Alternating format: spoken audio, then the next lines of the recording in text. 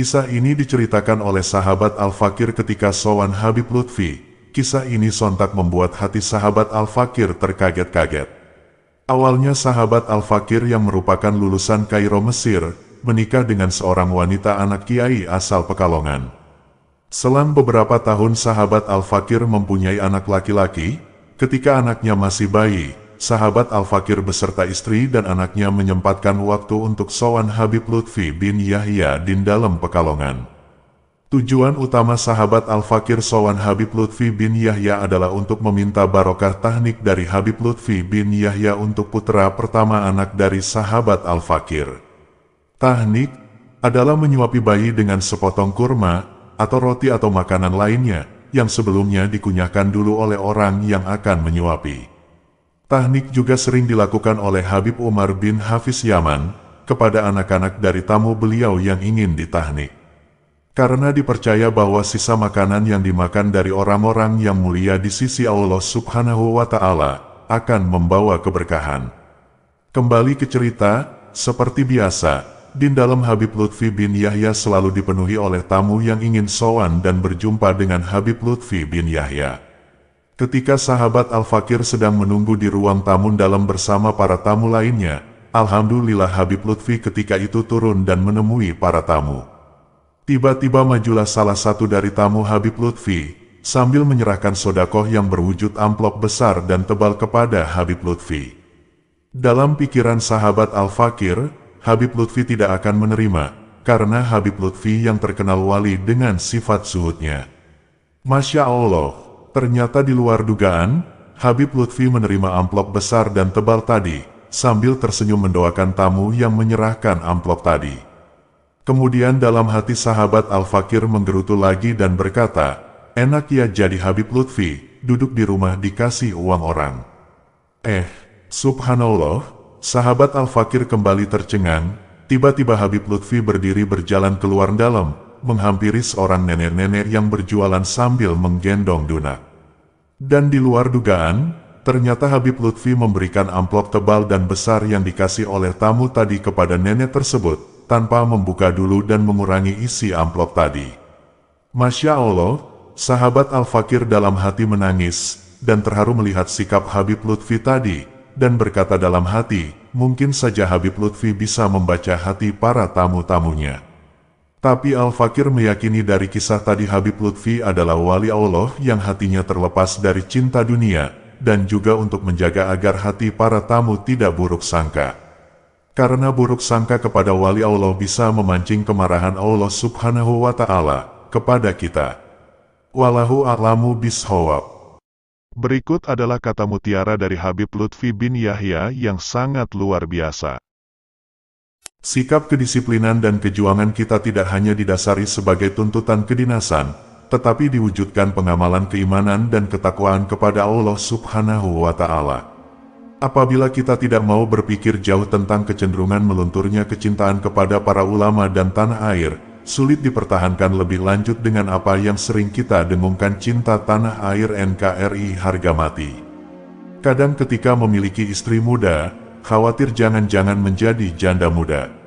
Punya anak-anak kecil, khawatir jangan-jangan jadi anak yatim. Ketika Israel datang memanggil, apakah kita sudah siap dengan bekal menghadapnya? Jangan sampai adanya corona ini menjadi sebab pemisah antara kita. Yang tadinya hatinya polos semakin timbul suudzon, muncul prasangka buruk antar sesama anak bangsa. Tunjukkan kalau kita menjadi anak bangsa yang kuat, berada dalam bangsa yang kuat, ketahanan nasional kita juga kokoh. Kita harus bangga menjadi bangsa Indonesia, seperti Nabi juga bangga dengan kebangsaannya.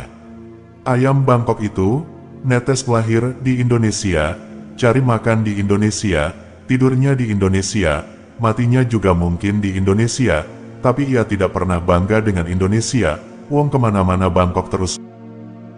Wali Songo, walaupun mereka sudah tidak ada, sudah meninggal dunia, akan tetapi mereka masih bisa menggerakkan perekonomian umat dan mampu menjadi perekat umat Islam. Lah kita yang masih hidup ini, apa yang bisa kita lakukan? Sesama wali kutub meski memiliki pangkat kewalian yang sama tetapi memiliki sir atau rahasia yang berbeda. Salah satu hikmahnya adalah agar tidak ada kecemburuan di antara makhluk Allah. Jangan sekali-kali melupakan guru yang telah mengenalkanmu zahir-zahir syariat, terlebih guru mursyidmu yang telah membimbingmu menuju Allah. Salah satu sebab kenapa aku memperoleh derajat terhormat saat ini adalah karena aku sangat menghormati guru-guruku. Rizki itu ada dua, tajrid dan kasbi. Rizki tajrid diperoleh tanpa melalui ikhtiar. Inilah karunia yang Allah berikan kepada para aulia, kekasih Allah. Sedang rizki kasbi didapat melalui proses ikhtiar. Rizki itu ibarat tangki mobil, sudah ada takarannya, gak bisa dilebihkan atau dikurangi. Kalau dilebihkan bisa-bisa luber, dan kalau dikurangi bisa-bisa pengemudi tidak sampai ke tujuan.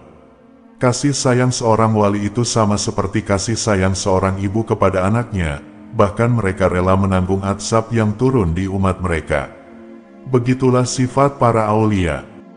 Rahmat turun karena sebab ikhtiar. Contoh, sakinah, mawadah dan rahmah akan muncul jika seseorang sudah ikhtiar untuk menikah. Kudrat dan iradat Allah Subhanahu wa Ta'ala ditunjukkan pada tiap makhluk yang telah Dia ciptakan. Makeup orang mukmin ialah bekas sujud yang memancar dari wajahnya. Tidak usah memikirkan kekeramatan, yang penting kalian mendalami sekaligus mengamali secara benar zahir-zahir syariat.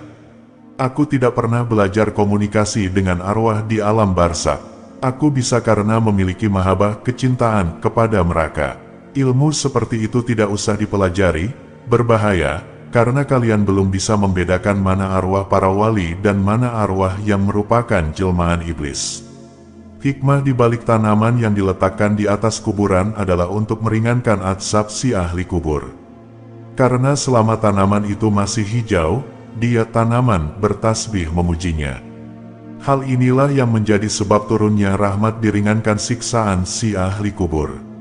Setiap orang mempunyai mahkota, dan mahkota paling hebat adalah akhlak, kerahmatan, senyum, dan wajah cerah. Kemudian melihat setiap individu umat dengan kasih sayang, bukan dengan pandangan permusuhan. Niat yang baik dan kuat merupakan pendorong agar kita bisa meraih apa yang kita cita-citakan.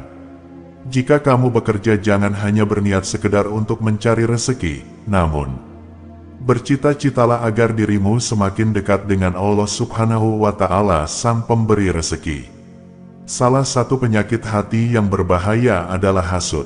Hasud jika dikombinasikan dengan sikap ghibah atau lalai akan memunculkan sikap sombong. Seseorang tidak seharusnya menuntut kesempurnaan, baik ia sendiri maupun orang lain. Sebab, jika ia menuntut kesempurnaan dari dirinya, ia tidak akan beramal. Jika ia menuntut kesempurnaan dari orang lain, ia tidak akan memandang mulia seorang pun, ia bahkan akan memandang rendah semua orang. Hikmah diperoleh setelah penalaran yang mendalam. Hikmah juga mengajarkan seseorang untuk bersikap sabar.